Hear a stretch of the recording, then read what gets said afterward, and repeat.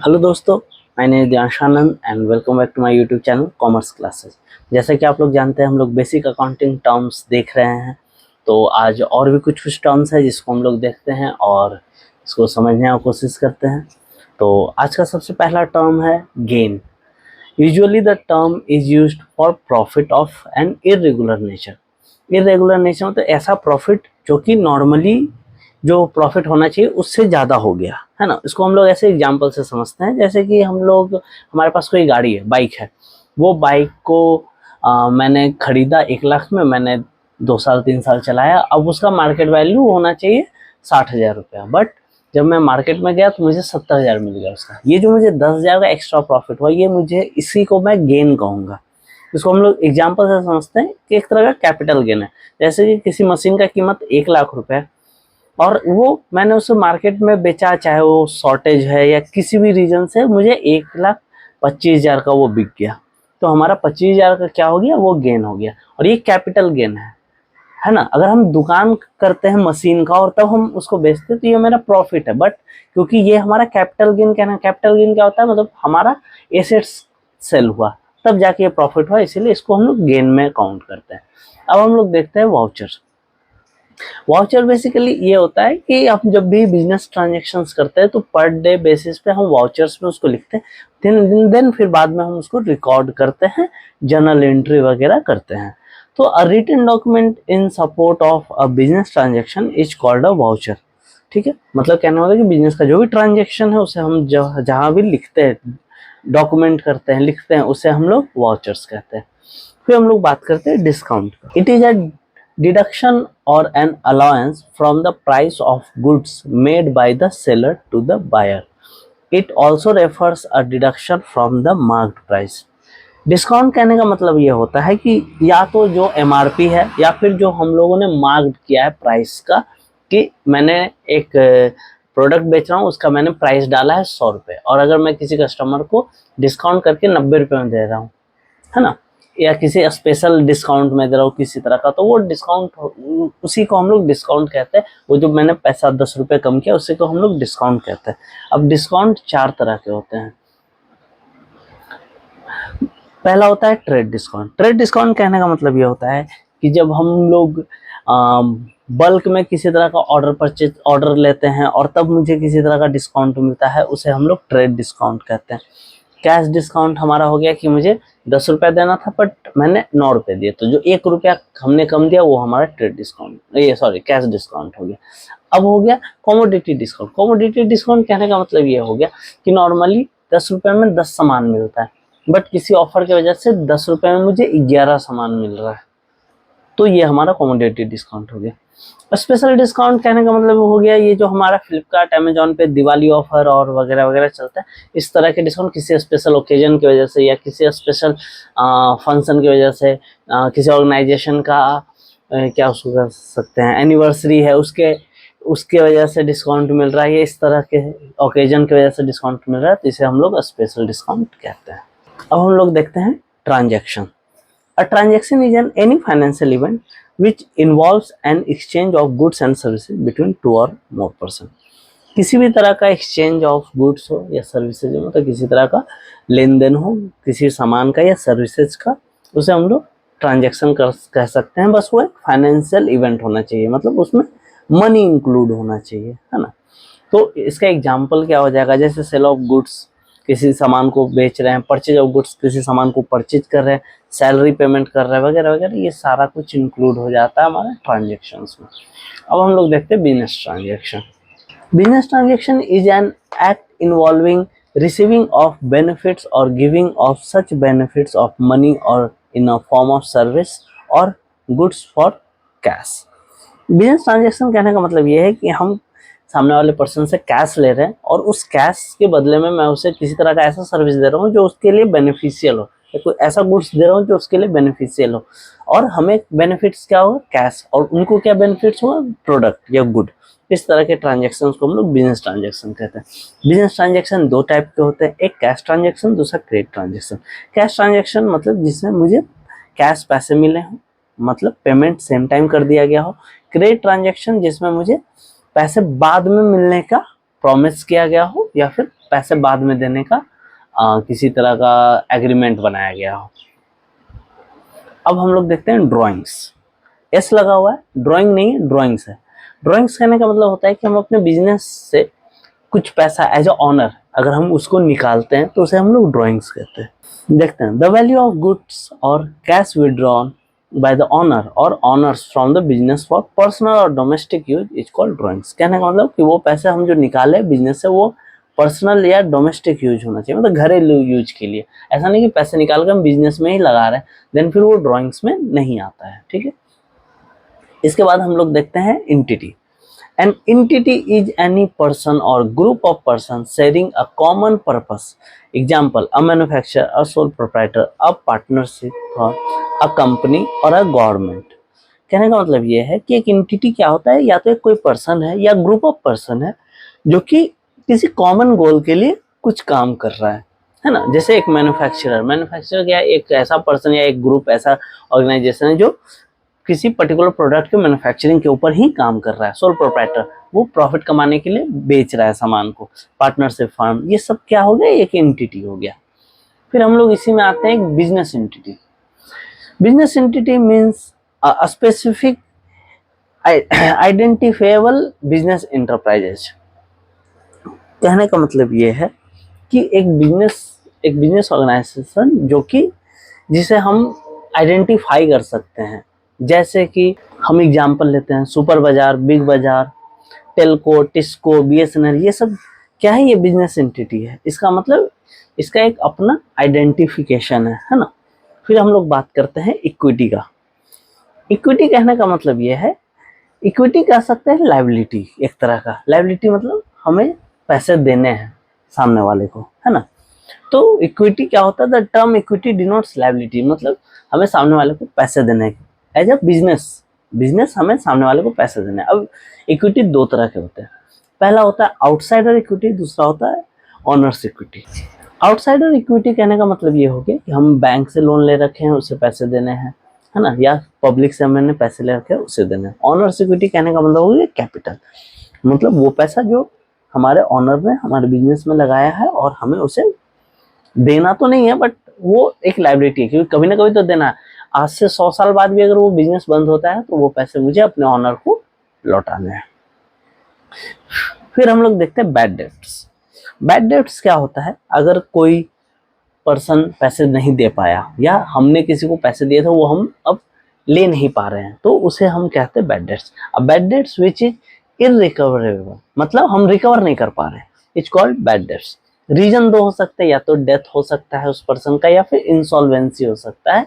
Insolvency मतलब वो दिवालिया हो चुका है, तो उस कंडीशन में हम पैसे नहीं ले पा रहे हैं। अब आता है डाउटफुल डेट्स। ऐसा डेट्स जो मिलेगा या नहीं मिलेगा वो डाउट में है। सेम चीजें हैं, a debts whose recovery is doubtful, ऐसा डेट जिसका रिकवरी जो है वो डाउटफुल है, उसे हम लोग डाउटफुल डेट्स कहते हैं। अब देखते हैं सॉल्वेंट। सॉल्वेंट कहने का मतलब ये है कि एक ऐसा बिजनेस जो अपने सारे लायबिलिटी को चुकाने जितना पैसा उसके पास है, तो उसे हम लोग सॉल्वेंट कहते हैं। A businessman who is able to pay his all liabilities या फुल लायबिलिटीज, उसे हम लोग सॉल्वेंट कहते हैं। फिर आता है account. An account is a ledger record in a summarised form for all the business transactions related to a particular person, thing और प्रॉपर्टी। अकाउंट कहने का मतलब ये हो गया, जैसे हम लोग बैंक में अकाउंट खुलवाते हैं तो वो किसका अकाउंट होता है, हमारा अकाउंट। बट फिर जब हम लोग बिजनेस करते हैं तो बैंक में करेंट अकाउंट खुलवाते हैं, वो कैसा अकाउंट होता है, वो बिजनेस का अकाउंट होता है ना। उसी तरह से जब हम अकाउंटिंग करते हैं तो उसमें भी अलग अलग अकाउंट होता है। हम कैश ट्रांजेक्शन करते हैं, कैश अकाउंट होता है। हम क्रेडिट ट्रांजेक्शन करते हैं, क्रेडिट अकाउंट होता है। हम किसी रोहन नाम के व्यक्ति से ट्रांजेक्शन करते हैं, रोहन अकाउंट होता है। हम 10 लोग को सैलरी दे रहे हैं, वो सैलरी अकाउंट है। इस तरह से करके, और उसमें हम वो वैसा ट्रांजेक्शन जो उस नेचर का है, हम किसी को सैलरी दे रहे हैं तो उसे सैलरी अकाउंट में लिखेंगे। अगर हम रोहन के साथ किसी तरह का ट्रांजेक्शन कर रहे हैं तो हम रोहन के अकाउंट में लिखेंगे। अगर हम किसी के साथ कैश ट्रांजेक्शन कर रहे हैं तो उसे कैश अकाउंट में लिखेंगे, और हम किसी तरह का क्रेडिट ट्रांजेक्शन कर रहे हैं तो हम उसे क्रेडिट में लिखेंगे। अब हम लोग देखते हैं यहाँ पर, ये हमारा एक स्पेसिमेन है ठीक है, जिसमें बताया गया है कि हमारा लेजर एंट्री कैसे होता है। यहाँ पर ये अमाउंट होता है, अमाउंट ये हमारे इंडियन रुपीज में है, यहाँ पर भी अमाउंट होता है, ये भी हमारा इंडियन रुपीज में आएगा, है ना। तो ये डेबिट साइड होता है हमारा, ये क्रेडिट साइड होता है। ठीक है, जितने भी अकाउंट्स होते हैं वो डेबिट साइड होते हैं और क्रेडिट साइड दोनों होते हैं इसमें। इसको मैं और अच्छे से बताऊंगा जब मैं प्रैक्टिकल आप लोगों को पढ़ाऊंगा, तो मैं अच्छे से बताऊंगा कि कौन सी चीज़ें डेबिट साइड आएंगी, कौन सी चीज़ें क्रेडिट साइड आएंगी, कौन सी चीज़ें कैसे कैसे हम लोग इसमें एंट्री करेंगे। बट अभी बस हम लोग एक स्पेसिफिक देख रहे हैं, जो कि आप इस चीज़ को समझ के आए कि हम लोग इस तरह से अकाउंट बनाते हैं अलग अलग और इस तरह से उसमें एंट्रीज करते हैं। अब देखते हैं हम लोग डेबिट। डेबिट का मतलब क्या होता है? Money which is withdrawn from account और business, it recorded on the left side of the account. अभी हम लोग देखें तो अब हम लोग समझते हैं डेबिट क्या होता है। जो पैसा हम लोग किसी अकाउंट से या किसी तरह के बिजनेस से निकाल लेते हैं, विड्रॉ कर लेते हैं, तो उसे हम लेफ्ट साइड ऑफ अकाउंट में लिखते हैं, मतलब डेबिट साइड लिखते हैं। अकाउंट में जब हम लेजर बनाते हैं तो लेफ्ट साइड में हमारा डेबिट होता है और राइट साइड में हमारा क्रेडिट होता है। तो जब हम इस तरह से करते हैं तो हम लेफ्ट साइड में लिखते हैं डेबिट आइटम को। ठीक है, वही हम लोग जब बात करते हैं credit, a book keeping entry that records decrease in assets और increase in liability is called credit. अगर किसी तरह का एसेट्स में डिक्रीजमेंट आता है या लायबिलिटीज में इंक्रीजमेंट आता है तो हम लोग उसे क्रेडिट साइड लिखते हैं, मतलब राइट साइड लिखते हैं। अब हम लोग बात करते हैं एंट्री का। एंट्री क्या होता है? The record of transaction made in any book of account, either in the book of original entry जो कि जर्नल होता है, और in the book of final entry जो कि लेजर होता है, उसे हम लोग एंट्री कहते हैं। कहने का मतलब यह है कि किसी भी ट्रांजेक्शन का हम लोग रिकॉर्ड करते हैं, उसे हम लोग अलग अलग चीज़ों में रिकॉर्ड करते हैं। अलग अलग चीज़ों में रिकॉर्ड करने का हमारा बेसिक सबसे इम्पोर्टेंट उसका क्यों करते हैं, रीजन जो होता है वो रीजन ये होता है ताकि हम ट्रांजेक्शन्स को स्पेसिफाई कर सके, बांट सके अलग अलग, और हम अच्छे तरीके से समझ सके कि हमें क्या क्या चीज़ प्रॉफिट दे रहा है, क्या चीज़ लॉस दे रहा है, कहाँ हम लोग अपने बिजनेस में सुधार कर सकते हैं, कहाँ सुधार करने की जरूरत नहीं है। तो एंट्री कहने का मतलब कि इसी तरह का रिकॉर्ड रखना ट्रांजेक्शन का, उसे हम लोग एक बेसिक जो हमारा एंट्री होता है, जर्नल एंट्री या फिर एक फाइनल एंट्री जो हम लोग करते हैं लेजर, उन दोनों में से किसी में भी हम कर सकते हैं। फिर हम लोग बात करते हैं बुक्स ऑफ अकाउंट्स की। Books of account refer to suitably ruled account book in which business transaction are recorded। Book of account कहने का मतलब यही है कि वही जो हम लोगों ने जर्नल जो बनाया है, जो लेजर एंट्री हम लोगों ने की, उसका एक अलग बुक होता है। ठीक है, तो जर्नल बुक में सिर्फ जर्नल का ही, सिर्फ उसे जर्नल एंट्री ही लिखे जाते हैं, लेजर में सिर्फ लेजर की ही एंट्री की जाती है। तो हम लोग इसे refer to the suitable book. हम लोग बचपन में पढ़ते थे, मैथ्स की कॉपी ऐसे डब्बे वाली आती थी, ऐसे ऐसे डब्बे वाली, है ना। इंग्लिश कैसे 4 लाइन वाली आती थी। तो ये सुटेबल बॉक्स किसके लिए है? मैथ्स के लिए। और ये किसके लिए? इंग्लिश के लिए। 2 लाइन वाली हिंदी के लिए आती थी। ये क्या है? ये हिंदी के लिए सुटेबल है। उसी तरह से जर्नल के लिए अलग बुक सुटेबल है और लेजर के लिए अलग बुक सुटेबल है। हम लोग अलग अलग बुक में अलग अलग तरीके से एंट्रीज करते हैं। फिर हम लोग बात करते हैं रिसीवेबल्स की। The term receivable includes the outstanding amount due from others. Receivable कहने का मतलब ही होता है कि हमें मिलने वाला है, रिसीव होने वाला है। तो कहने का मतलब ये है कि जो भी आउटस्टैंडिंग जो हमने दूसरे को दिए हैं, वो जो आने वाला है, उसे हम लोग रिसीवेबल कहते हैं। अमाउंट रिसीवेबल जो होता है वो डेटर्स प्लस बिल्स रिसीवेबल के बराबर होता है। बिल्स रिसीवेबल क्या होता है हम लोगों ने पहले ही पढ़ा है, उसे मैं फिर से बता देता हूँ। जब हम किसी से, कोई हमसे सामान लिया और कहा कि उस व्यक्ति ने कहा कि मैं 1 महीने बाद आपको पेमेंट दूंगा, मैं एक बिल दे देता हूँ, वो बिल लेकर आना और मुझे पेमेंट लेकर चले जाना। वो जो मुझे लिख कर देता है कि मैं इनसे सामान लिया, मुझे इतने पैसे देने हैं, और 1 महीने बाद जब मैं उसके पास जाता हूँ वो बिल रख के मुझे पैसे दे देता है। इसी को हम लोग बिल रिसीवेबल कहते हैं। सेम उसी तरह से हम लोग देखते हैं पेबल्स के बारे में। The term payables includes the amount due to others. कहने का मतलब कि वैसा अमाउंट जो हमें देना है दूसरे को, ये हो गया हमारा पेबल्स। अमाउंट्स पेबल क्या होता है? क्रेडिटर होता है और प्लस बिल्स पेबल्स। जैसे बिल्स रिसीवेबल होता है, जस्ट उसका अपोजिट हो गया हमारा बिल्स पेबल। कहने का मतलब मैंने किसी को दिया बिल बना के कि मैं आपको 1 महीने बाद पैसे दूंगा। ठीक है, चलिए हम लोग अब हम लोग देखते हैं इंसॉल्वेंट। इंसॉल्वेंट क्या होता है? An insolvent is an whose property and other assets are insufficient to pay all his debts और लायबिलिटी। हम लोगों ने सॉल्वेंट पढ़ा था, जस्ट उसका अपोजिट होता है इंसॉल्वेंट। इंसॉल्वेंट कहने का मतलब ये कि एक ऐसा बिजनेसमैन जिसका प्रॉपर्टी, जिसका जितना भी एसेट्स है including cash and liquid assets, cash या फिर बिल्डिंग्स, मशीनरीज वगैरह वगैरह, जितने भी एसेट्स हैं वो इनफ नहीं है कि वो अपने सारे लायबिलिटीज को पे कर सके, तो उसे हम लोग इंसॉल्वेंट कहते हैं। अब हम लोग देखते हैं नेटवर्थ। नेटवर्थ के बारे में बात करते हैं।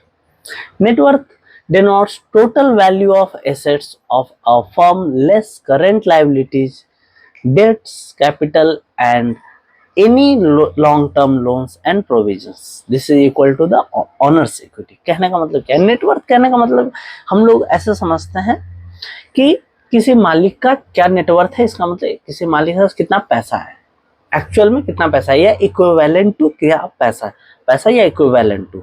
कहने का मतलब ये हो गया कि अगर उस व्यक्ति का सारा एसेट्स को हम जोड़ते हैं और उसमें से करंट लायबिलिटी, डेट्स और कैपिटल को माइनस करते हैं, तो एंड किसी भी तरह के लॉन्ग टर्म लोन्स और प्रोविजंस को माइनस कर देते हैं, तो फिर वो इक्वल हो जाता है ऑनर्स इक्विटी या नेट वर्थ के लिए। तो हम इसे एज एग्जाम्पल में समझते हैं, जैसे एसेट्स को हम माइनस किए, current liability plus debt capital plus long term loan plus provision, तो ये जो हमारा निकल के आएगा वही हमारा हो जाएगा नेटवर्थ। और नेटवर्थ जो होता है वो इक्वल होता है ऑनर्स इक्विटी के। ठीक है, तो आज के लिए इतना ही है, अगले वीडियो में हम लोग आगे देखते हैं।